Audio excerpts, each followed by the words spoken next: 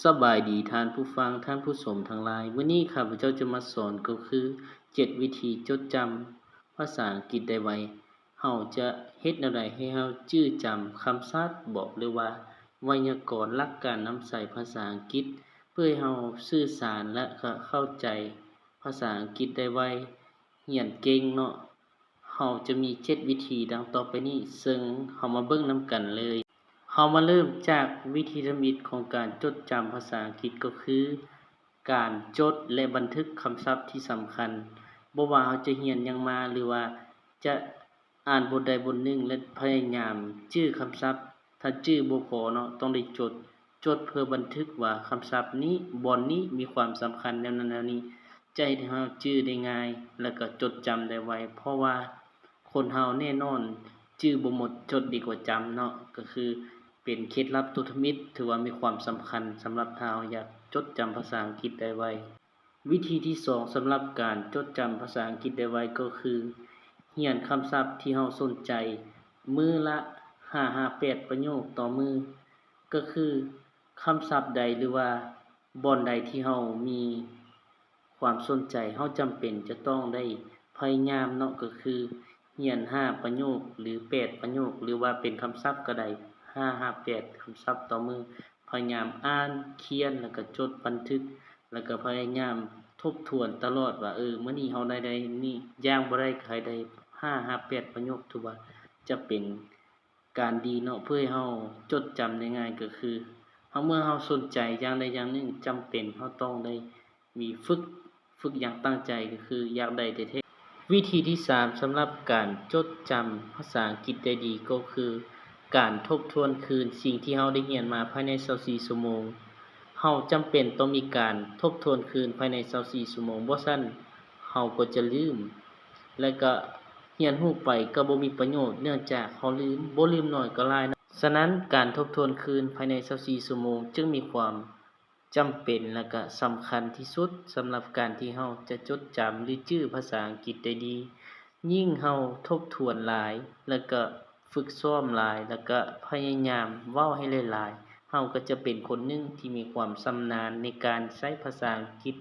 แล้วก็เว้าภาษาอังกฤษได้คล่องแคล่วแล้วก็จดจำได้หลายกว่าคนอื่นๆวิธีที่4สำหรับการจดจำภาษาอังกฤษก็คืออ่านให้หลายๆจับประเด็นสำคัญ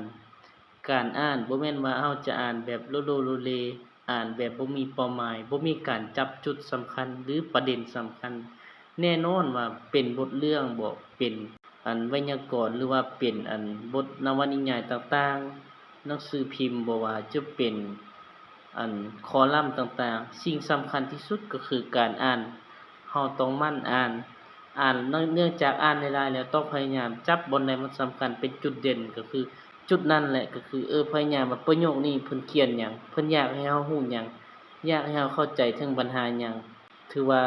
ข้อที่4นี้ก็มีความสำคัญหลายเนาะสำหรับการที่จะเฮ็ดให้เราจดจำภาษาอังกฤษได้ดีกว่าคนอื่นๆข้อที่5ก็คือการนำเอาบทเรียนที่เรียนรู้มาใส่กับชีวิตจริงการเรียนจะสูญเปล่าหรือว่าบ่มีประโยชน์หยังถ้าเรานำใส่ตัวจริงบ่เป็นสิ่งสำคัญที่สุดก็คือการนำใส่ตัวจริงให้มันเป็นบ่ว่าเจ้าจะเรียนบทเรียนหลายหรือน้อยส่ำใดก็อย่าการนำใส่ตัวจริงเป็นสิ่งที่สำคัญที่สุดที่ทุกคนต้องได้เรียนรู้บ่ว่าเจ้าจะเรียนบ่แม่นแต่ภาษาอังกฤษภาษาหยังก็อย่าทักษะหยังก็อย่าที่เจ้าได้เรียนมาสิ่งสำคัญที่สุดก็คือการนำมันมาใช้ให้สอดคล้องกับชีวิตจริงก็คือเขาว่านั่นเนาะดังคำคมที่เขาว่าปัญญาท่วมหัวแต่เอาตัวบ่รอดญ้อนหยังย้อนว่ามีความรู้แต่ว่านำใส่ในชีวิตจริงบ่ได้มันก็สูญเปล่าตัวอย่างเราจะเรียนรู้เรื่องการเงินเรื่องอื่นก็อย่าถ้ามันใช้เฮ็ดให้เราหาเงินภาษาอังกฤษก็คือกันเราเรียนรู้มันใช้ชีวิตจริงเราได้บ่ได้ถ้าบ่ได้ก็บ่มีประโยชน์หยังสิ่งสำคัญก็คือนำเรียนมันแล้วก็ใช้ให้มันเกิดประโยชน์แล้วก็ใช้สื่อสารกับคนต่างประเทศบ่ใช้เว้าหยังก็แล้วแต่เราวิธีที่6ก็คือมีวินัยฝึกอย่างสม่ำเสมอแน่นอนคนเราจะประสบผลสำเร็จด้านใดด้านหนึ่งก็อย่าสิ่งสำคัญที่สุดก็คือวินัยคนที่มีวินัยก็คือคนที่บ่ยอมแพ้สำคัญที่สุดก็คือฝึกอย่างสม่ำเสมอคันฝึกมื้อนี้มื้ออื่นบ่ฝึกเจ้าก็บ่ได้ ก่อนที่เราจะฝึกอย่างสม่ำเสมอก็คือวินัยเกิดจากการที่เราฝึกฝนหรือก็พยายามบ่อยากเฮ็ดก็อย่าแต่ต้องฝึกให้ตนเองเป็นวินัยต้องลุกถึงว่าสิลำบากส่ำใดต้องตื่นขึ้นมาเฮ็ดในสิ่งที่คนอื่นเฮ็ดบ่ได้เราก็ยังเฮ็ดเขาเอิ้นว่าวินัยเป็นสิ่งที่ว่าสร้างยากที่สุดแล้วก็คนที่ประสบผลสำเร็จหรือว่าถ้าขาดวินัยการฝึกบ่สม่ำเสมอการรับรู้ก็บ่สม่ำเสมอตัวอย่างเรียนมื้อนี้แล้วมื้ออื่นบ่เรียนมื้อนี้แล้วมื้ออื่นไปแล้วไปแนวใหม่สู้ซนพยายามทุ่มเททั้งแรงกายแรงใจข้อที่7ก็คือมีความกล้าแสดงออกแน่นอนถ้าเราเรียนแล้วบ่กล้าแสดงออกบ่กล้านำใส่ก็บ่เป็นประโยชน์หยัง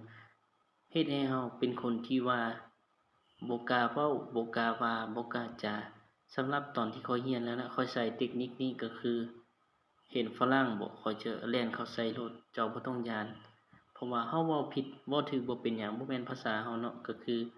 เราเว้าผิดเขาก็จะเดาเองบ่ต่างหยังกับคนเวียดเว้าภาษาลาวเนาะก็คือคนต่างประเทศเว้าภาษาลาวเสียงอาจจะบ่ตรงเป๊ะๆแต่ก็มีความใกล้เคียงที่เราสามารถรับรู้ถึงความหมายมันได้ถ้าเราพยายามแล้วก็ลอกเลียนแบบเขาเนาะก็คือเฮ็ดให้เสียงมัน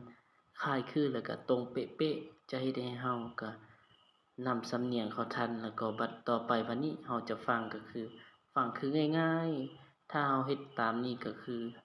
จะเฮ็ดให้เราเบิ่งไปเบิ่งมาแล้วก็ฟังไปฟังมาแล้วก็นำใส่มันจะคือกับภาษาเราเลยที่ผ่านไปนั้นก็คือบทเรียนที่ข้าพเจ้าได้นำมาสอนมื้อนี้ก็คือ7วิธีจดจำภาษาอังกฤษได้ไวกว่าคนอื่นๆถ้าเห็นว่าคลิปนี้มีประโยชน์อย่าลืมฝากกดไลค์กดแชร์กดติดตามเพื่อเป็นกำลังใจในการเฮ็ดคลิปต่อๆไปขอบใจสำหรับการติดตามมีหยังอยากตำหนิติชมหรืออยากให้สอนบทเรียนแบบใดก็สามารถคอมเมนต์ใต้รูปวิดีโอนี้ได้ See you soon